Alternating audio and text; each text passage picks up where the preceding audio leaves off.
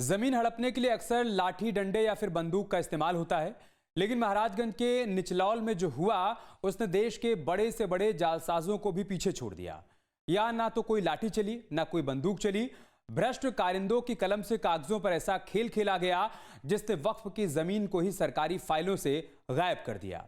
जिसे संपत्ति की देखरेख के लिए मुतवल्ली का या फिर केयर टेकर का जिम्मा दिया गया था, कागजों में जालसाजी कर वो मालिक बन बैठा और जमीन बेचने की तैयारी शुरू कर दी। लेकिन भ्रष्ट तंत्र और जालसाजों की जरा सी चूक ने करोड़ों के खेल का पर्दाफाश कर दिया। न्यूज स्टेट इन्वेस्टिगेशन में महाराजगंज से देखिए हमारी खास पड़ताल।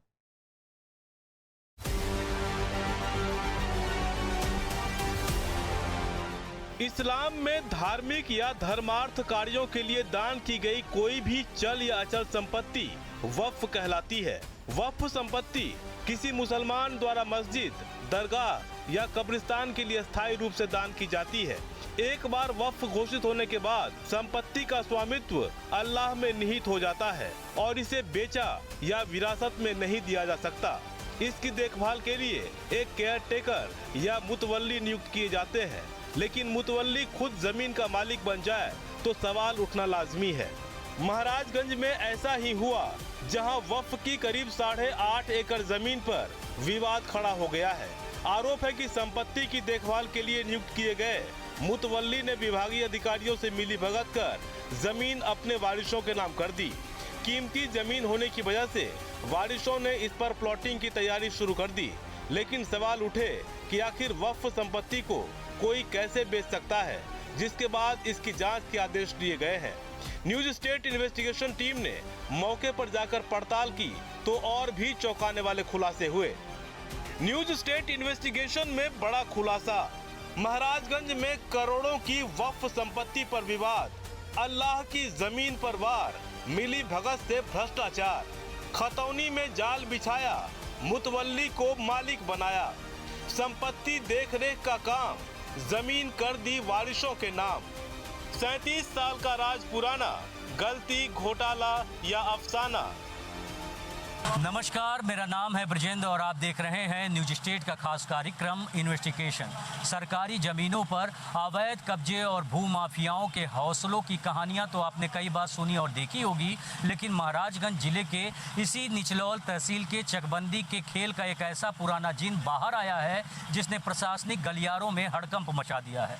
यह कहानी सिर्फ एक जमीन के टुकड़े की नहीं, बल्कि यह भ्रष्टाचार की वह हकीकत है जो राजस्व विभाग और चकबंदी के तत्कालीन कारिंदों और रसूखदारों के उस गठजोड़ की कहानी है जो करीब 37 साल पहले बेशकीमती जमीनों को कागजों में हेरफेर करके निजी हाथों में सौंप दिया। महाराजगंज के निचलौल तहसील में यही वो जमीन है जिस पर बड़ा विवाद खड़ा हो गया है। विवाद के पीछे बड़ी वजह भी है।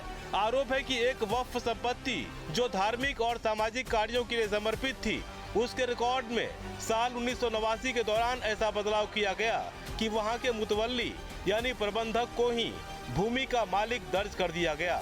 आज स्थिति ये है कि स्थानीय लोग भी उस जमीन को वक्फ संपत्ति के बजाय कथित मालिकों के नाम से पहचानते हैं। 37 सालों तक ये बदलाव सरकारी रिकॉर्ड में चलते रहा और विभाग के किसी भी जिम्मेदार ने इसकी गंभीरता से जांच नहीं की। सवाल है कि क्या महज ये एक लिपिकीय त्रुटि है या फिर 37 साल पुराना सुनियोजित जमीन घोटाला। न्यूज स्टेट इन्वेस्टिगेशन टीम ने इस पूरे खेल की तह तक जाने की कोशिश की, जिसमें चौंकाने वाले खुलासे हुए हैं। पूरी खबर दिखाएंगे, पहले जान लेते हैं मामला क्या है।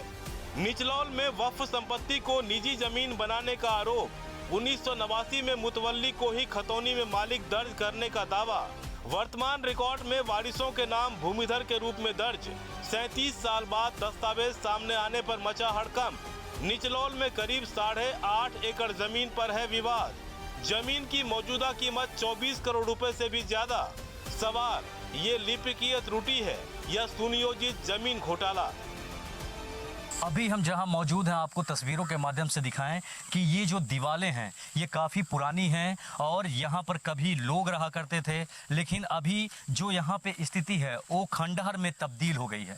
बात की जाए तो यहाँ पर इसे वक्फ की संपत्ति बताई जाती है, लेकिन कुछ साक्ष्य ऐसे भी मिले हैं जो यह बताते हैं कि 1986 में इसकी नवैयत को बदल दिया गया, जिसकी वजह से अब यह ज़मीन जो लगभग 8.5 एकड़ के आसपास है वह वक्फ की संपत्ति नहीं दिखती। लेकिन सवाल यह है कि जब वक्फ की संपत्ति नहीं है तो यहाँ पर जो पेड़ है यहाँ पर क्यों लिखा गया है वक्फ बोर्ड वक्फ नंबर 67।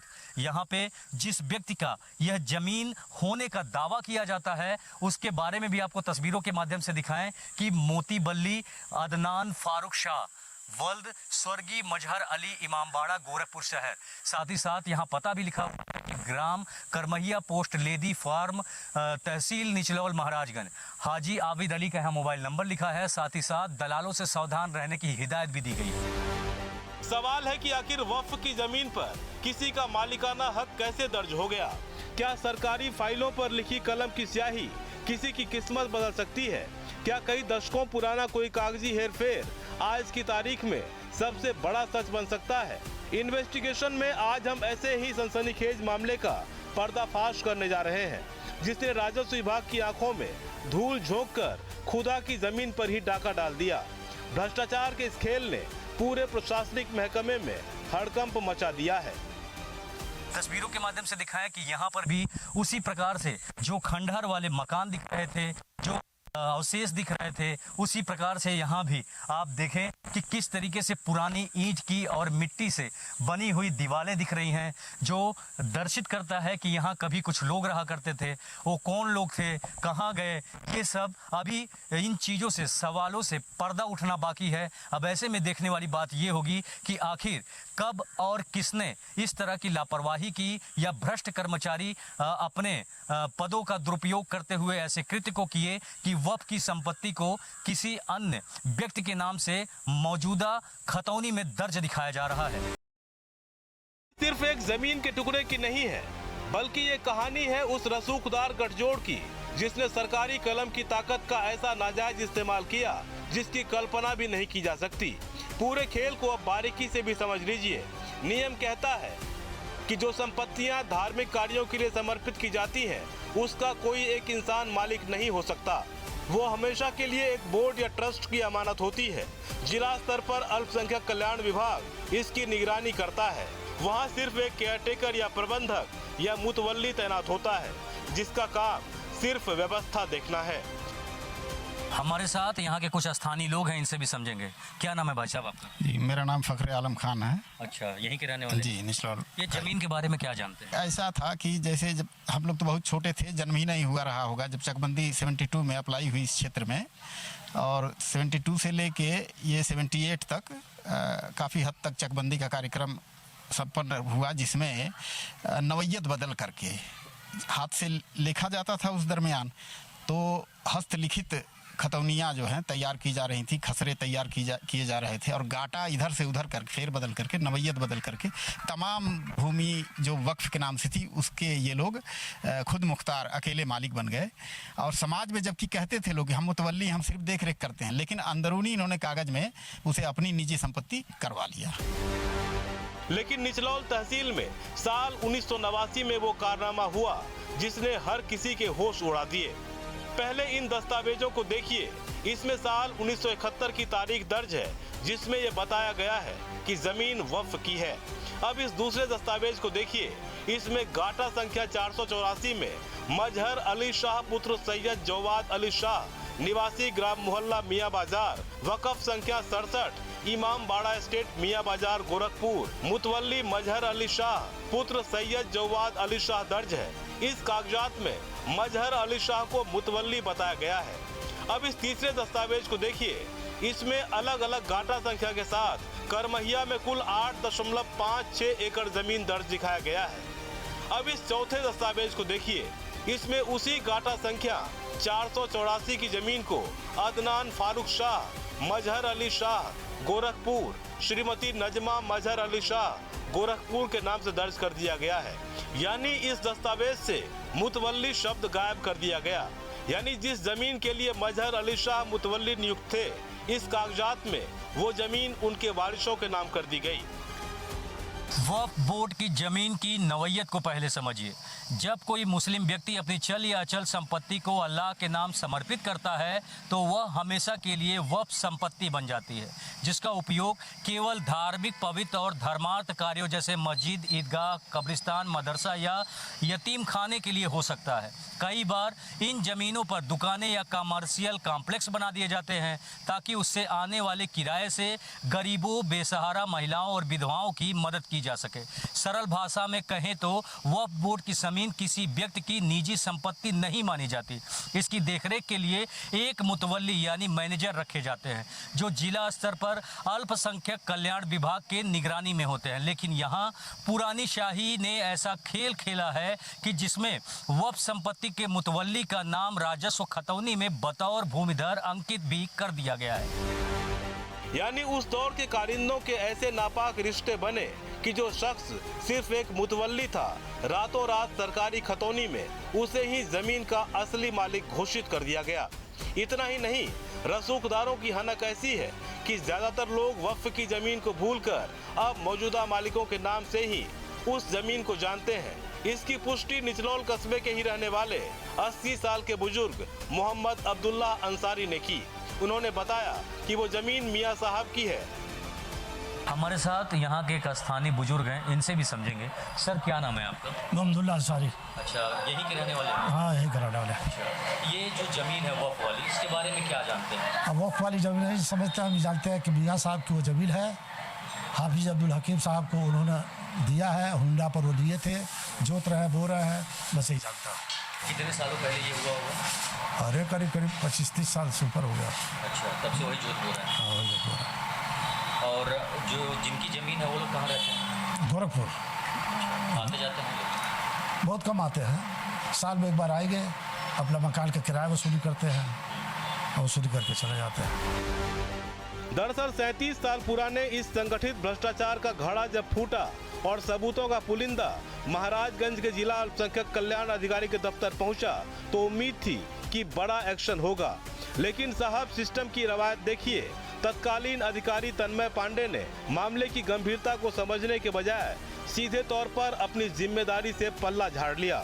उन्होंने गेंद स्थानीय तहसील के पाले में फेंकते हुए कह दिया कि वर्तमान रिकॉर्ड्स में हेरफेर कैसे हुआ, इसका जवाब सिर्फ स्थानीय तहसील निचलौल के अधिकारी ही दे सकते हैं। जिसके बाद न्यूज स्टेट की इन्वेस्टिगेशन टीम इन सवालों के जवाब ढूंढने के लिए निचलौल तहसील पहुंची, जहां हल्का लेखपाल विष्णु यादव मिले। लेखपाल ने बताया कि मौजूदा खतौनी में मजहर अली शाह के इंतकाल के बाद उनके बेटे अदनान फारूक शाह और मजहर अली शाह की पत्नी नजमा का नाम बतौर भूमिधर अंकित है। लेखपाल के मुताबिक ये वक्फ की संपत्ति है, इस बारे में उसे भी ठीक से जानकारी नहीं है। क्या है? 484 अदनान फारूक शाह का नाम है। 484। ये कितना जमीन होगा? अरे है आपका 8.5 एकड़। 8.5 एकड़। तो इनका नाम कैसे है, कुछ जानते हैं? अरे है, खतौनी में इनका नाम है। मौजूदा समय में इनका नाम खतौनी में है। और ये वक्फ की जमीन बताई जा रही है। अब देखना पड़ेगा पुराना कागज ऐसे क्या है। वर्तमान में तो अभी फिलहाल अदनान फारूक के नाम से। सवाल उठता है कि जिस जमीन को लेकर पूरे जिले भर में हड़कंप मचा है, उससे ग्राउंड पर तैनात हल्का लेखपाल क्यों और कैसे बेखबर है? क्या ये लापरवाही है या जानबूझकर आंखें मूंदने का बहाना? इसके बाद न्यूज स्टेट की टीम पड़ताल के क्रम में निचलौल तहसील के उप जिलाधिकारी सिद्धार्थ गुप्ता के पास पहुंची, जहां उन्होंने मामले को गंभीरता से समझा। उप जिलाधिकारी ने कहा कि पुराने अभिलेखों की जांच कराई जाएगी और कहीं त्रुटि हुई है तो उसमें सुधार कराया जाएगा। हमारे साथ बातचीत के लिए निचलौल के उप जिलाधिकारी सिद्धार्थ गुप्ता सर हैं, इनसे समझेंगे। सर, अभी जो मौजूदा समय में वक्फ बोर्ड की जमीन का मामला सामने आ रहा है, इसमें क्या कुछ प्रथम दृष्टया लग रहा है, क्या कुछ कार्रवाइयाँ हो सकती हैं? प्रकरण अभी संज्ञान में आया है, मेरे संज्ञान में आया है। इस पर जांच कराई जाएगी और जो भी नियम अनुसार कार्रवाई होगी वह उसमें कराएंगे। यदि कोई त्रुटि, लिपि की त्रुटि अगर खतौनी में पाई जाती है उसको दुरुस्त कर लिया जाएगा।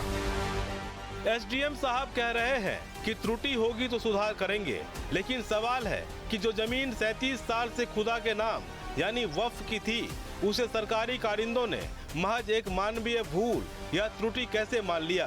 क्या ये त्रुटि है या एक सुनियोजित महाघोटाला? इस बीच न्यूज स्टेट इन्वेस्टिगेशन से भी कई गंभीर सवाल उठ रहे हैं। सवाल है कि क्या घोटाले को सिर्फ एक लिपिकीय त्रुटि मानकर रफा दफा कर दिया जाएगा? अल्पसंख्यक कल्याण विभाग के जिम्मेदारों की क्या भूमिका थी? वक्फ संपत्तियों के अभिलेखों के संरक्षण और निगरानी की जिम्मेदारी किसकी थी? जमीन की इस हेराफेरी में विभागीय जवाबदेही का निर्धारण कैसे होगा? जिन रसूखदारों ने संपत्ति अपने नाम की, उन पर क्या एक्शन होगा और क्या इसमें सम्मिलित लोग सलाखों के पीछे भेजे जाएंगे? सबसे बड़ा सवाल यही है कि क्या इस पूरे मामले को महज एक लिपिकीय त्रुटि मानकर बंद कर दिया जाएगा या फिर 37 साल पुराने इस कथित जमीन घोटाले की तह तक जाकर उन सभी लोगों की जवाबदेही तय होगी जिन्होंने सरकारी रिकॉर्ड में ये बदलाव किया और इसका लाभ उठाया। हमारे साथ और भी स्थानीय व्यक्ति है, समझेंगे। क्या नाम है आपका? नूरुल ऐन। अच्छा, क्या जानते हैं जमीन के बारे में? ये वक्फ की ज़मीन तमाम क्षेत्र में है, लेकिन ये कैसे ये लोग मालिक बन गए? कितनी जमीन होगी? अरे हाँ, निचलौल में भी है, करमहिया में है, इधर पश्चिम में कई जगह है, लेकिन ये लोग खुद को मालिक हो गए। कैसे हुए? जब चकबंदी 1972, 75, 76 तक चली, 82-83 में तो वो फार्म 23 बटा था, तो हो सकता है उसी दौरान अपना कुछ हेर फेर हो गया हो। इसके पहले तो अब कागज़ में कैसे ही लोग आ गए, अब वो कागज़ की हेरा फेरी किए हैं लोग, मालिक बने हैं लोग, उसके जिम्मेदार तो ये लोग हैं ना। क्या चाहते हैं? इसकी जांच हो, कार्रवाइयाँ हों? इसकी कार्रवाई करके वक्फ की ज़मीन है तो वक्फ को लौटाया जाए, उससे सरकार गरीबों की मदद करेगी। हमारी और आपकी बाप की बपौती तो है नहीं, लेकिन ये लोग बपौती बना दिए हैं, तो उसमें हम और आप यही चाहेंगे कि इसकी जांच हो, जांच करके इसकी कार्रवाई हो, वक्फ को ज़मीन वापस किया जाए, गरीबों में वितरण किया जाए, गरीब इसका लाभ लें।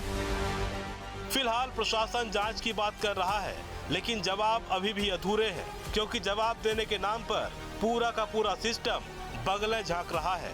लेकिन रसूखदारों और भ्रष्ट कारिंदों का ये सिंडिकेट ये भी न भूले कि हमारी इन्वेस्टिगेशन टीम इस नापाक गठजोड़ के सामने न झुकने वाली है और न रुकने वाली है। हम निचलौल तहसील से लेकर जिला मुख्यालय तक इस फाइल की एक एक परत को उखाड़ते रहेंगे और जांच की पल पल की रिपोर्ट सीधे आप तक पहुंचाते रहेंगे, क्योंकि अल्लाह की अमानत में खयानत करने वालों का बेनकाब होना अभी बाकी है। पुरानी शाही का जिस तरीके से कारनामा यहाँ पर खेला गया है, अब ऐसे में देखने वाली बात ये होगी कि किस प्रकार की जांच होगी, क्या कार्रवाइयाँ होंगी, जिससे इन तमाम चीज़ों से पर्दा उठ सकेगा और जो भ्रष्टाचार हुआ है उस खेल में जो लोग संलिप्त हैं उनके ऊपर किस प्रकार की कार्रवाई होगी, ये देखने वाली बात होगी। Brajendra Pandey, news state, Uttar Pradesh.